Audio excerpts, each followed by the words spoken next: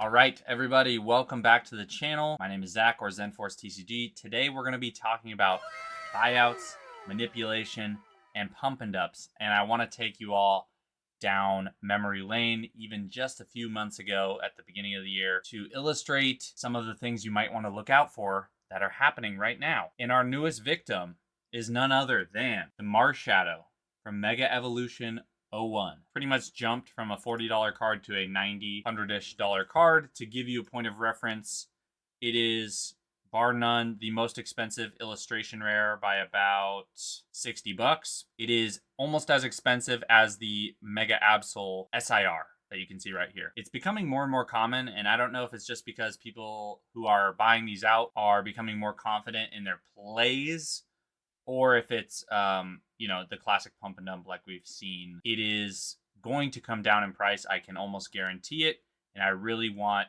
you guys to take this as a learning lesson. So, in addition to just the Marshadow illustration rare getting bought out, the second layer to this is that this same artist, 0313 is the artist. There is another Marshadow from Cosmic Eclipse, a regular half art. I believe it just comes in non-holo and reverse holo. A very similar motif or theme to this card. You have Marshadow, you have Pikachu by the exact same illustrator. Oddly enough, about the exact same time in the last couple of days, this card, which is only selling, let's say 0 to 10 copies a day, but in the last 2 days, 113 copies sold. So much of them sold on TCG Player that there are no longer any other listings on the website. And so I think this is a collective buyout between both of these cards because, one, they are the same artist, two, they have a similar motif or whatever. It's probably from the same person or people. To caution you all, I would not be buying this card specifically, at $90 to $100. It might come down to 40, 50, 60, wherever it comes down to. I'm trying to illustrate the point, and we're going to do that by looking at what happened previously in February and March of this year. For any of those of you that weren't around, there were similar buyouts happening on a larger scale across the board. Pretty much every single illustration rare that you could think of. So the most notable one is the Drowsy illustration rare from Scarlet Violet Base. Between mid-February, this card, it says it ran up to $63, but I know for a fact I saw sales in the 80s. And it pretty much went from $80 a card, the lows, which were about $25-ish. So it had almost a 70% decrease from its highs. And now it's actually having a more healthy trajectory or run up, I would say, in terms of the amount of them selling each day. It's like kind of naturally gapping up, whereas before they were $20, $30 cards. It got bought out till $60, $80. And then anyone who was buying at $60 or $80 pretty much got burned, because those people started to unload and they got caught holding the bag if they didn't sell. And it wasn't just the Drowsy. The Drowsy is just the most notable one, I think. These are just other ones that I remember off the top of my head. I'm sure there are many others, both illustration rares, possibly special illustration rares, but it was mainly illustration rares that this was happening to. The Slowpoke, also from the same set. If you go to the 1 year chart, you look at the weekend, the exact same weekend, the exact same week, February 17th through the 23rd, it ran up from a $20 card to almost a $40 card, almost double in a matter of 6 days. That doesn't seem normal to me. Same story, dropped back down to low of $16 to $17. Now it's kind of naturally doing a much healthier looking run up back to $25-ish. It will probably continue to keep going now at a more healthy rate. But what I'm really trying to illustrate is not trying to buy in this point. Again, we don't want to try and time the market necessarily, but we want to be aware of when things like this are happening. When you have this straight up and down, or I guess straight up in this case, line, and the daily sold is like drastically higher than what you're used to. Some other ones that I remember, and a lot of you probably remember, the Baxcalibur Evolution line. It was Baxcalibur, Arctibax, and Frigibax, all from Komiya. A lot of the Komiya cards were getting bought out at the time, but it was also a lot of other illustration rares. But this one was also Komiya.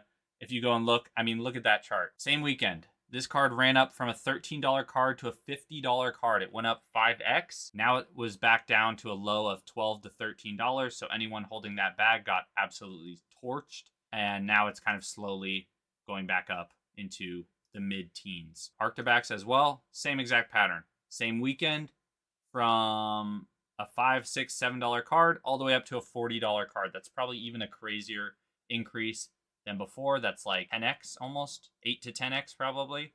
And then it dropped drastically from $40 back down to lows of $8, $9, $10, and it's still sitting at $10 right now. Frigibacks, exact same story. Similar weekend, same weekend, ran up from $5, $6, $7, $10 card all the way up to a $30 card almost.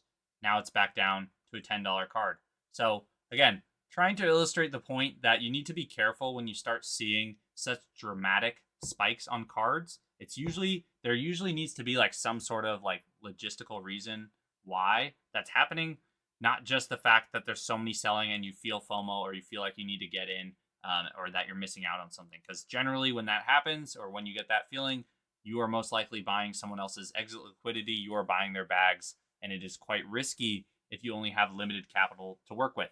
A couple other examples that I remember, the Brute Bonnet from Paradox Rift. This is a good example because this is a card that no one ever talked about. Price movement, exact same. Same weekend, went from a $7 card to almost a $40 card. And then now back down to $8. So you pretty much would be down a decent amount of money if you bought several of these copies. Same thing with the Iron Moth and also the Slitherwing. No one ever talks about these Pokemon. And so why would it be natural to buy them at $27, $28 when they were $5 cards, and then drops back down to a $5 card? Same thing with this Slitherwing, like we just said. Went from a $5 card to a $20 card, or $19 card, almost a 3 to 4x, and now it's back down to $4.50.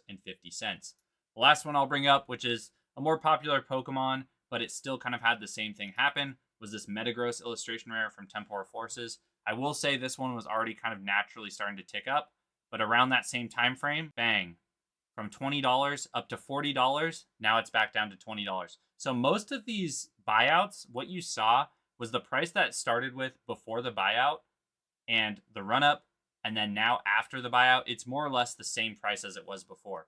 And so I just want to caution you guys when I'm looking at the Marshadow. Again, you didn't really get very many days of even availability of data. You had 2-3 days and then boom, went double the price. But I think seeing how the regular Cosmic Eclipse version also got bought out, I just want to caution you all that when you start seeing these get listed for $5, $10 and people start buying them, I would strongly suggest you hold off. If you didn't want this card before, I don't know why you would want it now. I guess knowing that there's 2 card arts that have kind of a similar theme or motif, I could understand wanting both of them, but I would just wait. Maybe you wouldn't get as burned on this one if it's a $1 or $5 or $10 card, but the illustration rare especially, I would give it a little bit time to breathe, guys. It is really juiced up. The cheapest listed is $85, and I believe there's auctions ending on eBay $60 to $80.